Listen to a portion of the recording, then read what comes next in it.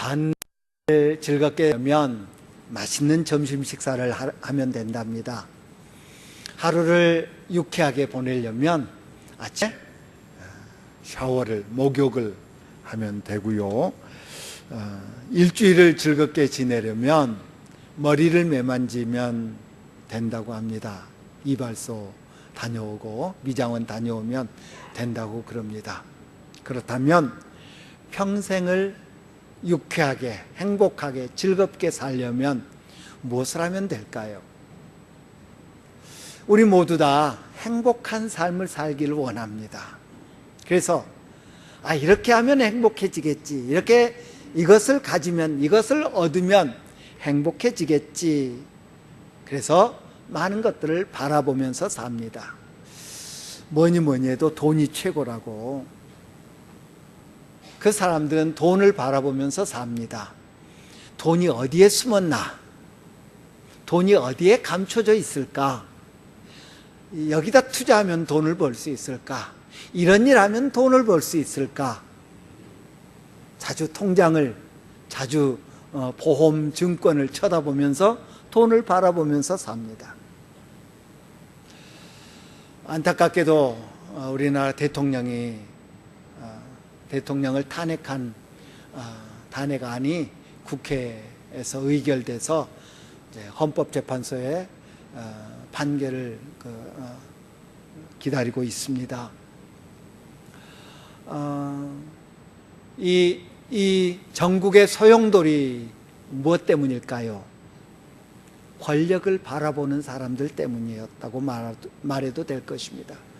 권력을 이용해서, 권력을 잡으면 그 권력을 이용해서 내가 뭔가 얻을 수 있겠다. 권력을 바라보면서 살기 때문에 이런 일들이 벌어진 것 아닌가 생각합니다. 우리 보통 사람들의 생각이면 그거 훌훌 털어버리면 속 편할 텐데, 그런데 그러지 않은 것 같습니다. 여러분은 무엇을 바라보면서 살고 계십니까? 여러분의 눈은 늘 무엇을 쫓고 있느냐 하는 것입니다. 사도행전 3장 우리가 지난주와 이번 주 읽었는데, 3장에 보면 주목한다는 말이 2번 나옵니다. 주목한다. 우리 학교 다닐 때 교장 선생님이 훈시하면, 요즘은 이제 각 교실에서 하니까 뭐 그런 게 별로 없겠습니다만은, 운동장에 모여서 조회를 하는데 가장 싫은 시간이 교장 선생님 훈시하는 시간 아니었나 싶습니다. 더더욱이 여름 땡볕에 주목! 그로부터 시작해서 한참 이런저런 말씀을 하시면 때로는 쓰러지는 친구들도 있고, 또 어떤 친구들은 그냥 일부러 쓰러져 가지고 힘듦을 모면하려는 친구들도 혹 있었고 했던 그런 기억이 있습니다. 주목. 나는 무엇을 주목하면서 살고 있는가? 사도행전에 2번의 주목이 나오는데, 첫 번째는 우리 지난주에 보았던 것처럼 베드로와 요한이 미문이라고 하는 성전 문 앞에서 구걸하던 사람을 주목하여 보았다라고 했습니다.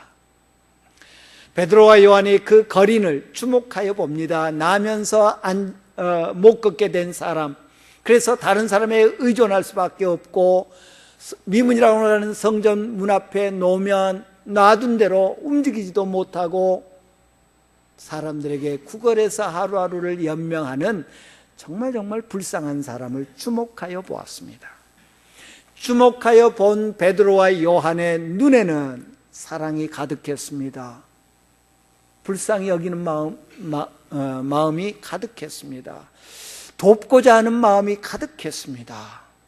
베드로와 요한의 눈 속에 이기심은 없었습니다. 저 거린을 이용해서 우리 이름 좀 높여보자, 저 거린을 이용해서 뭔가를 해보자, 저 거린을 이용해서 우리 자신의 이익을 좀 얻어보자, 아니었습니다. 어떻게 하면 저 사람을 도와줄 수 있을까? 어떻게 하면 저 사람의 그 안타까운 형편을 좀 이렇게 도와줄 수 있을까? 전적으로 이타적인 주목이었습니다. 그 거린이 예수 그리스도를 소개받고 예수 그리스도의 이름으로 일어나 걷게 됐습니다. 미루어 짐작컨대 한번 생각해 보십시오.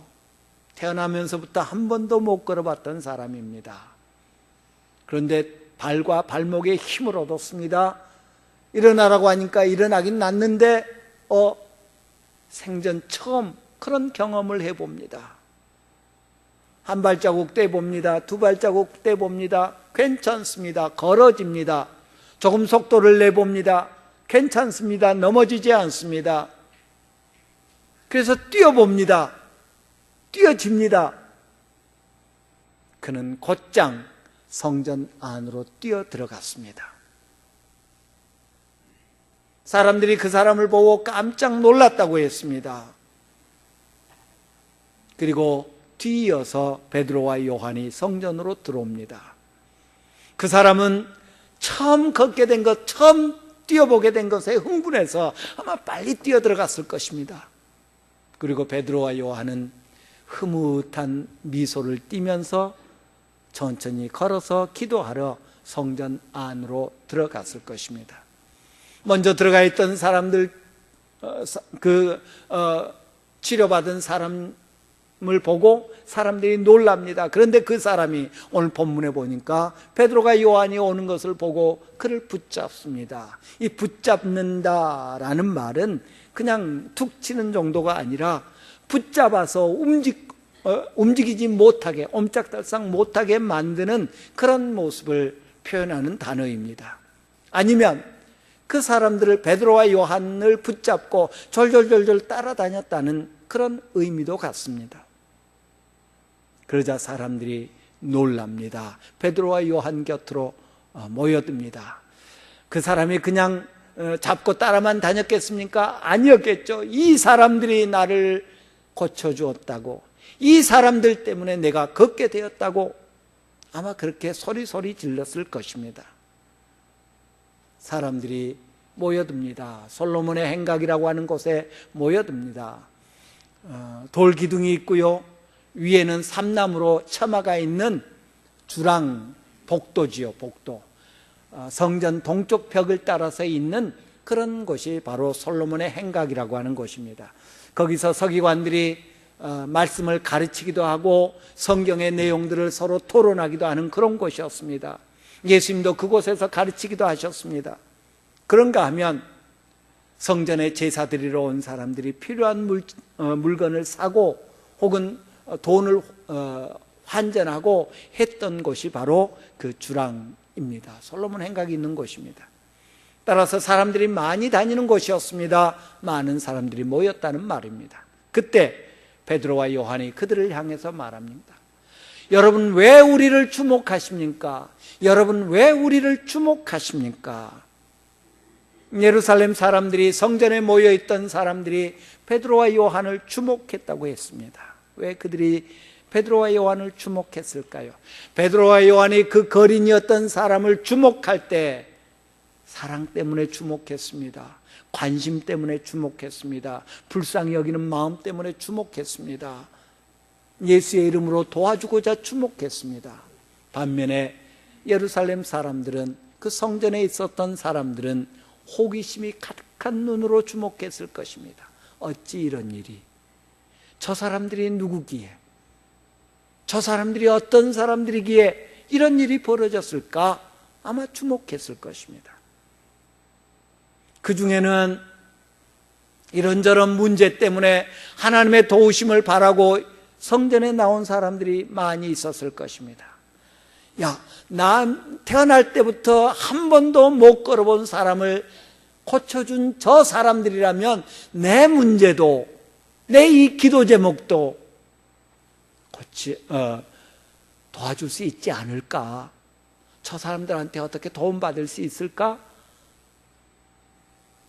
베드로와 요한을 좋아해서, 사랑해서, 베드로와 요한을 긍휼히 여겨서 베드로와 요한을 돕고자 바라보는 눈이 아니라 자기들의 호기심을 채우기 위해서, 이 벌어진 놀라운 일에 대해서 알고 싶어서 뿐만 아니라 자기들의 필요를 채움받기 위해서 주목했었을 것입니다.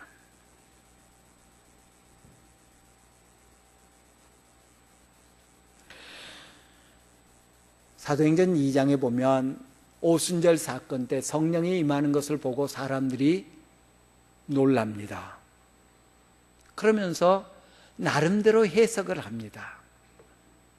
저 사람들 갈릴리 사람들 아니냐, 저 사람들 못 배운 사람들 아니냐 폄훼합니다.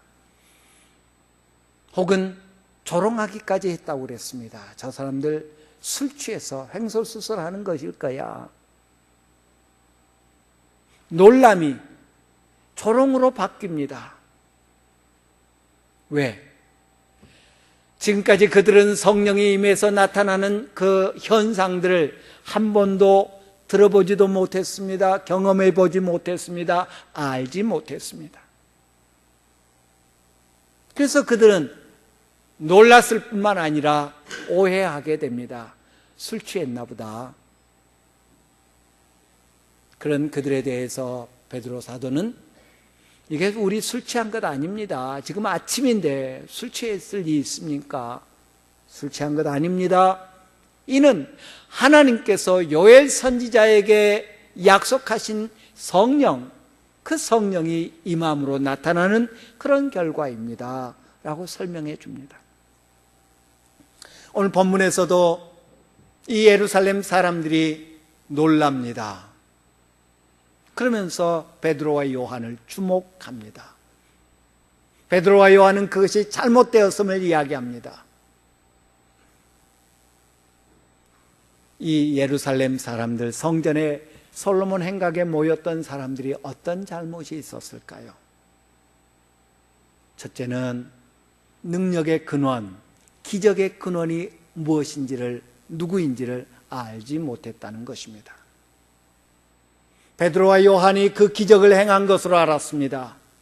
예, 맞습니다. 그러나 베드로와 요한 뒤에 있는 참된 능력의 근원을 알지 못했습니다. 저는 지난 9월달 한 달 동안 까미노 데 산티아고 약 800km 가까운 길을 걸으면서 참 안타까운 마음이 있었습니다. 그 길을 걷는 야고보 순례길이라고 일컬어지는 그 길을 걷는 많은 사람들이 야고보 사도에 대해서 이야기합니다. 성 야고보. 마을마다 성당이 있습니다. 그 성당에 들어가면 여러 가지 성상들이 있습니다. 성 베드로, 성 야고보, 성 아무개, 성 아무개, 성 아무개, 저는 이름도 들어보지 못한 사람들의 조각상이 있거나 그림이 그려져 있습니다. 이 마을에 이 성인이 이런 역할을 했습니다. 이 마을을 위해서 이런 성인이 이런 역할을 했습니다.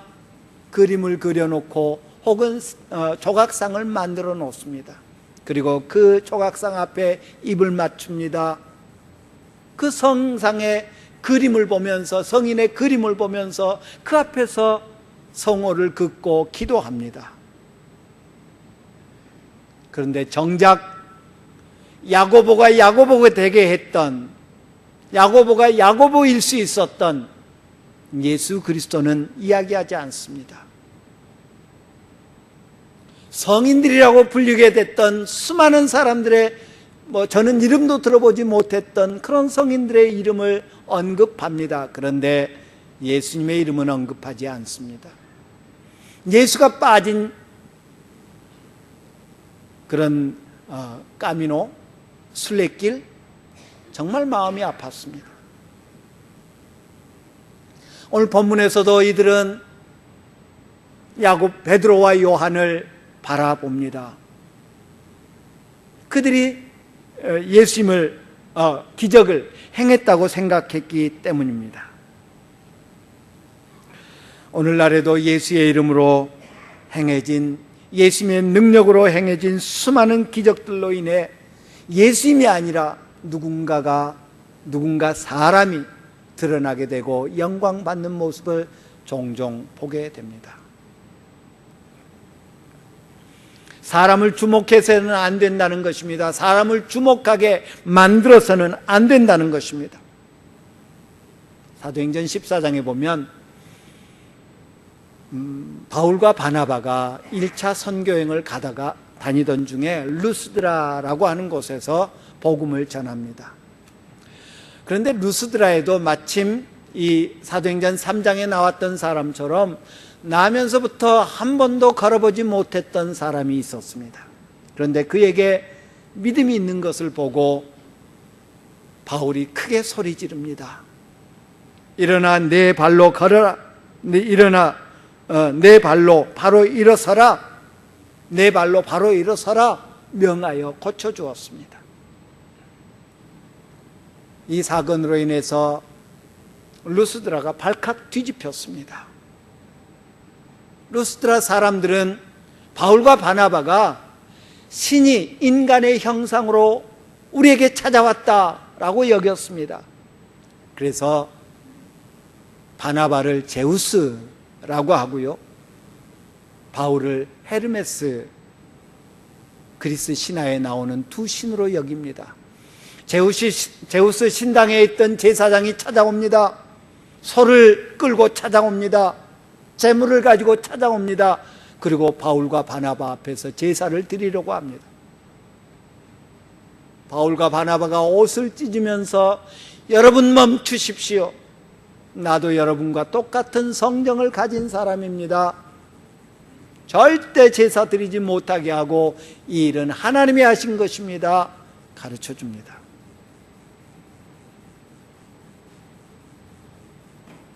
능력은 우리에게 있지 않습니다. 능력은 베드로와 요한에게 있지 않았습니다. 능력은 바울과 바나바에게 있지 않았습니다. 능력은 성경에 기록된 그 누구에게 있지 않았습니다. 단 한 번도. 능력은 우리 주 예수 그리스도에게 있는 줄 믿습니다. 역대하 26장에 보면 우시아라고 하는 왕이 등장합니다. 우시아는 하나님을 잘 섬기던 사람이었습니다. 그래서 하나님이 도와주셔서 아주 평온한 삶, 승승장구하는 그런 왕이었습니다. 그런데 이 왕이 교만해집니다. 항상 잘 될 때 조심해야죠. 교만해집니다. 그래서 어느 날에는 성전에 들어가서 분향단에서 향을 사르려고 합니다. 성소 안에 들어가서 향을 사르고 진설병상에 떡을 놓고 혹은 촛대에 기름을 채우고 하는 것은 오직 제사장만 하는 일이었습니다. 그런데 왕인 제사장이 아니라 왕인 우시아가 그것을 하려고 합니다. 하나님 노하시죠. 그를 치십니다. 결국 그는 나병에 걸리게 됩니다. 문둥병에 걸리게 됩니다. 문둥병에 걸려서 왕궁에서 쫓겨나서 별궁에 삽니다. 왕위도 폐위됩니다. 그래서 아버지가 살아있는데 아들이 왕위를 계승하게 됩니다. 별궁에서 쓸쓸히 죽습니다.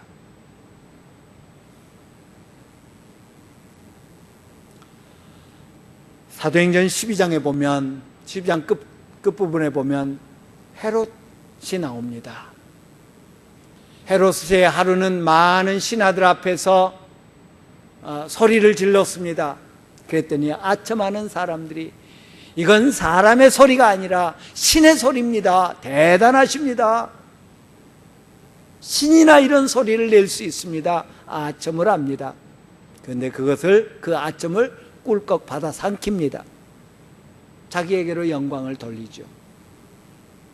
어떻게 됐습니까? 벌레가 먹어 죽게 됐습니다. 정말 비참한 죽음을 당하게 됩니다.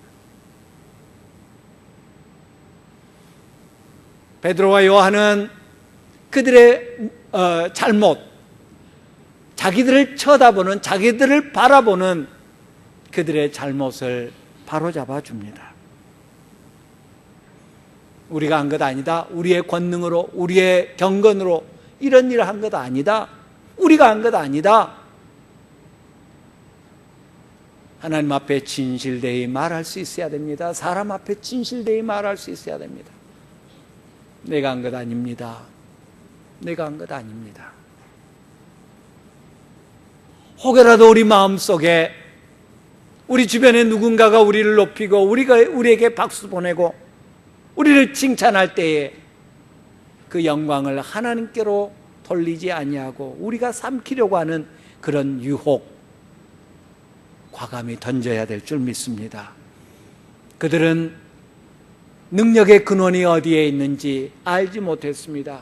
이 기적이 누구로 말미암은지 알지 못했더라는 것입니다.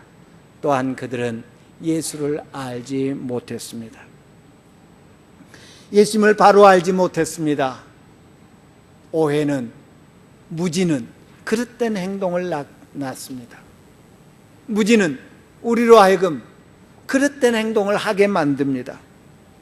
이스라엘 사람들이 예수님을 바로 알지 못했습니다. 그래서 예수님을 바로 대하지 않았습니다. 몰라서.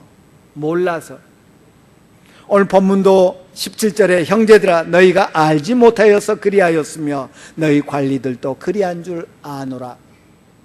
몰랐으니까. 그럼에도 불구하고 이들은 몰라서 엄청난 죄를 지었습니다. 하나님을 알아라. 여호와를 알라. 힘써 여호와를 알라. 왜? 범죄하지 않기 위해서. 하나님의 뜻을 거스르지 않기 위해서. 여러분, 하나님을 알려고 얼마나 힘쓰십니까? 우리 주님을 더 깊이 알아가려고 얼마나 애쓰십니까? 몰라서 하나님의 뜻을 거스르면 죄 없을까요? 몰랐는데요. 무지가 핑계거리 절대 되지 못합니다. 오늘 본문에서 이스라엘 백성들에게 너희 죄 없다라고 하지 않았습니다.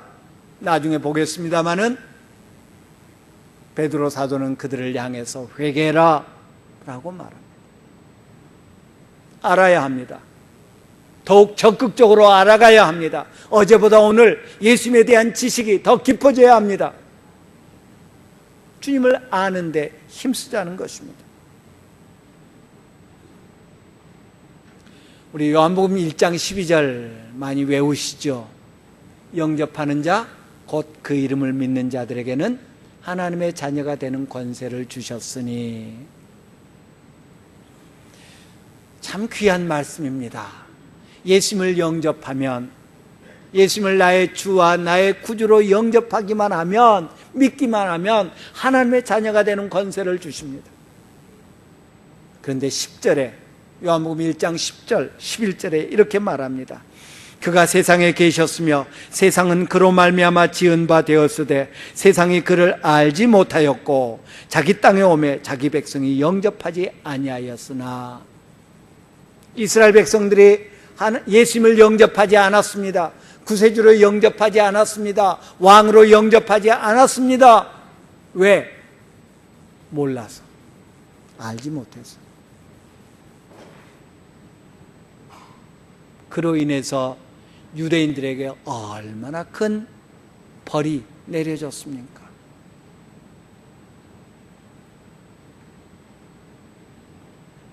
알지 못했던 그들은 계속 더 깊은 죄에 빠집니다. 너희가 저를 넘겨주었도다. 예수님을 잡아다가 이방 사람에게, 빌라도에게 넘겨줍니다. 죄 없는 예수님을 이방 사람의 손에 넘겨줍니다. 어디 그뿐입니까? 빌라도가 저를 놓아주려고 했는데 유대인들은 적극적으로 거부합니다.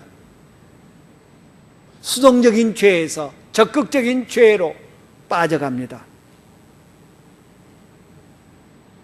거룩하고 의로우신 예수님 대신 바라바, 살인자 바라바를 살려달라고, 바라바를 놓아달라고 구합니다. 의인을 죄인과 바꿔버리는 그런 악을 행합니다. 그리고 결국 생명의 주를 죽였도다. 생명의 주를 죽이는 그런 엄청난 죄를 저지릅니다. 무엇 때문에요? 몰라서. 예수님이 누군지 몰라서. 솔로몬 행각에 모였던 사람들, 거기 모인 예루살렘 사람들은 크게 두 가지 오류가 있었습니다. 능력의 근원이 어디에서 온지를 모르고 사람을 바라봅니다. 예수가 누군지를 몰랐습니다. 하나님이 보내신 하나님의 종 메시아를 알아차리지 못했습니다. 그런 그들에게 베드로 사도는 예수님이 누군가를 가르쳐 주십니다.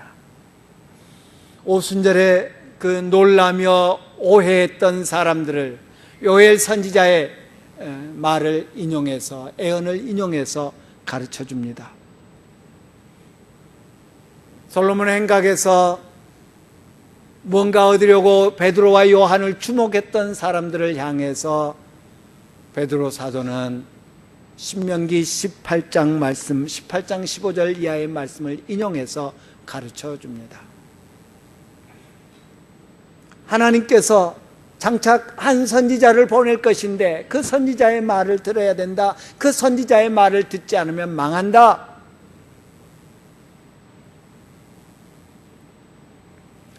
오늘 본문에는 그 이름이 두 번 사용됩니다. 16절에 보니까 그 이름을 믿음으로 그 이름이 너희가 보고 아는 이 사람을 성하게 하였다. 기적이 누구 때문에, 무엇 때문에 일어났는지를 모르고 오해했던 유대인들, 예수님이 누군지를 알지 못하여서 생명의 주를 죽게 만드는 큰 죄를 범했던 그들을 향해서 그 이름이다. 그 이름이 한 일이다. 그 이름이 뭡니까? 이 사람을 완전히 낫게 한 능력이다. 그 이름을 믿음으로, 그 이름을 믿음으로 그 이름이 너희가 보고 아는 이 사람을 성하게 하였다. 13절에 보면 아브라함과 이삭과 야곱의 하나님 곧 우리 조상의 하나님이 그의 종 예수를 영화롭게 하였느니라. 이 사람이 예수의 이름으로 나음받음으로 말미암아서 예수의 이름이 높임을 받을 수 있도록 만드신 분은 우리 조상의 하나님 여호와 하나님이시다. 예수는 하나님의 선지자요, 예수님은 하나님의 종이요, 예수님은 하나님의 보내심 받은 분이다 라는 것을 이야기하고 있습니다. 그분의 이름이, 그분의 능력이 이 사람을 완전히 낫게 했다. 그냥 절뚝거리는 정도가 아니라, 겨우 일어서는 정도가 아니라 단번에 걷고 뛰는 사람으로 만드는 그 엄청난 능력은 예수의 이름에 있다라는 것을 가르쳐 줍니다. 또한 그 이름은 믿음의 근원임을 우리에게 가르쳐 줍니다. 믿음으로. 누구의 믿음일까요? 베드로와 요한이 예수를 믿는 믿음으로, 예수의 이름이 갖는 능력을 믿음으로, 예수님을 믿음으로 그 사람의 손을 잡아 일으킨 것입니다. 예수님은 믿음의 근원 되심을 우리에게 가르쳐 줍니다. 그리고 계속해서 베드로 사도는 너희들이 십자가에 못 박은 주 예수, 사도행전 2장에서도, 2장의 베드로 설교에서도, 사도행전 3장의 베드로 설교에서도 베드로 사도는 예수가 그리스도다, 예수가 구세주다, 예수님이 바로 그분이시다 라는 것 강조해서 이야기하고 있습니다. 너희들이 십자가에 못 박았지만 하나님께서 그를 다시 살리셨다. 우리가 그 일의 증인이다. 우리가 그 일의 증인이다. 몰라서, 예수님이 누군지를 몰라서, 능력이 어디에서 나오는지를 몰라서 베드로와 요한을 주목하고 있던 이 사람들에게 능력은 그의 이름에 있다, 믿음의 근원은 그의 이름이시다 라고 알려줍니다. 그러면 어떻게 해야 됩니까? 돌이켜라. 베드로 사도는 그들에게 해결책을 제시해 줍니다. 사도행전 2장에서도 우리가 어찌할꼬 가슴을 치는 이 오순절 사람들을 향해서 회개하고 예수의 이름으로 세례를 받으라. 그리하면 성령을 선물로 받게 될 것이다. 오늘 본문에서도 회개하라 19절에 보니까 그러므로 너희가 회개하고 돌이켜 너희 죄 없이 함을 받으라. 그리야 이같이 하면 새롭게 되는 날이 주 앞으로부터 이르게 될 것이다. 회개해라. 해결책은 회개하는 것이다. 모르고 그 큰 죄를 저질렀는데 몰라서 그냥 넘어가는 게 아니라 회개해야 된다. 회개해야 된다. 언제까지 우리가 몰라서라고 핑계할까요?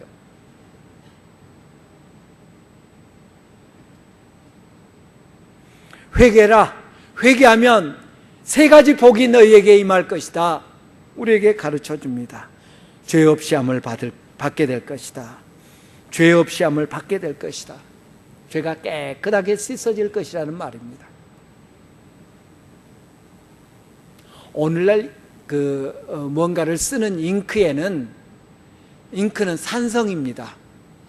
그래서 어디다 뭔가를 쓰면 종이에 쓰면 종이를 약간 부식시켜서 햇빛에 의해서 뭐 다 바래도 나중에 다 그것이 무엇이 쓰여져 있는지를 알 수 있습니다. 그런데 옛날 잉크에는 산성이 없었답니다. 옛날에는 파피루스에다가 갈대로 만든 파피루스에다가 글을 썼는데 그 잉크에 산성이 없어서 그냥 쓰여 있는 것입니다. 만약 지우기를 원하면 물 묻은 스펀지 같은 것으로 닦으면 그냥 위에 이렇게 덮여 있었기 때문에 깨끗하게 지워졌다고 합니다. 너희가 죄 없이 함을 받게 될 것이다. 회개하면 하나님께서 깨끗하게 지워서 안 보이게 만들 것이다. 우리 주님은 우리 죄를 용서하시되 기억조차 하지 않는다고 그랬습니다. 왜? 깨끗하게 지워졌기 때문에. 우리의 죄과는 저 깊은 바다에 던지셔서 다시 꺼내지 않으시는 분이 우리 하나님이시라고 성경은 우리에게 가르쳐 줍니다. 회개해라. 회개해라. 그러면 죄 깨끗함을 받게 될 것이다. 또한 유쾌한 날이 주의 앞으로부터 이를 것이다. 유쾌라고 하는 이 단어는 회복 혹은 휴식 그런 의미입니다. 너희가 회개하면 하나님이 회복시켜 주실 것이다. 즐거움을 회복시켜 주실 것이다. 죄책으로부터 자유하게 해서 자유함을 회복시켜 주실 것이다. 평안을 회복시켜 주실 것이다. 우리 마음에 눌림이 있다면, 죄로 인해서, 죄책으로 인해서 우리 마음속에 눌림이 있다면 하나님 앞에 회개함으로 나아가야 될 줄 믿습니다. 그러면 우리 하나님께서 당신이 예비하신, 당신이 계획하신 평화로 우리를 회복시켜 주실 줄 믿습니다. 또한 회개하면 너희를 위하여 예정하신 그리스도 곧 예수를 보내실 것이다. 궁극적으로는 예수님의 재림을 의미합니다. 예수님의 다스리심을 의미합니다. 내가 뭔가를 하려고 할 때 우리는 불안합니다. 염려가 가득합니다. 하나님께서 그리스도를 다시 보내실 것입니다. 그래서 그가 다시 다스리게 될 것입니다. 그가 다스리시는 하나님 나라는 예수님에 의해서 완성됩니다. 유대인들이 그토록 바라고 사모하는 그 나라가 임하게 될 것이다. 그 출발은 회개로부터다. 그 출발은 회개로부터다. 우리에게 가르쳐 줍니다. 오늘 말씀을 통해서 우리는 이 세상을 어떻게 살아가야 될 것인가, 그리스도의 증인으로서 우리는 어떻게 살아가야 될 것인가, 내가 아니라 주님입니다 고백하는 인생들이 되어야 될 줄 믿습니다. 내가 아니라 주님이 하셨습니다. 내가 한 것이 아닙니다. 주님이 하셨습니다. 모든 영광을, 모든 박수를 하나님 받으시도록 그렇게 하여야 한다는 것입니다. 뿐만 아니라 예수를 깊이 알아가고 내가 만난 예수, 내가 알게 된 예수를 베드로처럼 증거하는, 우리가 이 일의 증인입니다. 무엇의 증인이라고요? 하나님이 예수님을 부활시키셨는데, 다시 살리셨는데 우리가 이건 목격자다.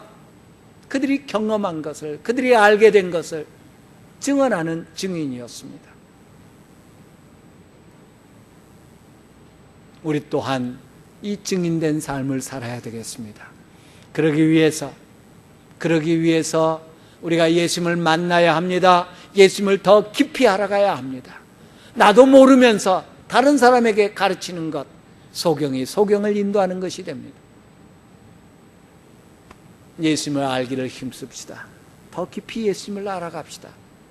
예수님과 더 깊은 교제로 나아가기 힘씁시다. 그러면서 우리는 내가 이 일의 증인입니다. 내가 한 것이 아니라 주님이 하셨습니다. 주의 이름에 이런 능력이 있습니다. 고백하는 우리들이 되어야 될 줄 믿습니다. 여러분, 슈바이처 박사님 잘 아시죠? 20세기의 성자라고 일컬어집니다. 그는 의료사업을 하면서 자기 모든 재산을 다 의료사업에 기증했습니다. 그럼에도 불구하고 그 아프리카에 많은 의학적인 도움을 필요로 하는 사람들을 다 이렇게 도와줄 수 없어서 늘 안타까웠습니다. 그래서 모금운동을 하기 시작했습니다. 이곳저곳을 다니면서 모금운동을 합니다. 그리고 그 모금운동의 일환으로 그의 고향 알자스에 들게 되었습니다.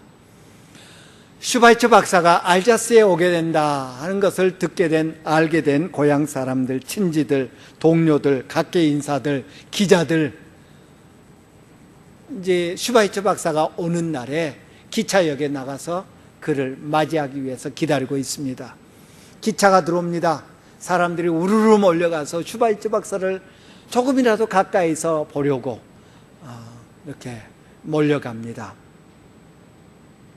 1등석 앞에 그 입구에 몰려 있는데 사람들이 나오는데 슈바이처 박사가 보이지 않는 겁니다. 다 나왔는데 이상하다. 분명히 2차 탄다고 그랬는데. 그런데 저 끝에 3등석 쪽에서 한 남루한 노인이 걸어옵니다. 슈바이처 박사입니다. 사람들이 일제히 그리로 몰려갔습니다. 그리고 기자들이 질문을 합니다. 박사님, 왜 3등석을 타고 오십니까? 그러자 슈바이처 박사가 아주 재밌는 말을 남겼습니다. 이 기차에는 4등석이 없네요. 이 기차에는 4등석이 없었어요. 4등석, 5등석, 6등석이 있었으면 아마 6등석을 타고 오셨겠죠.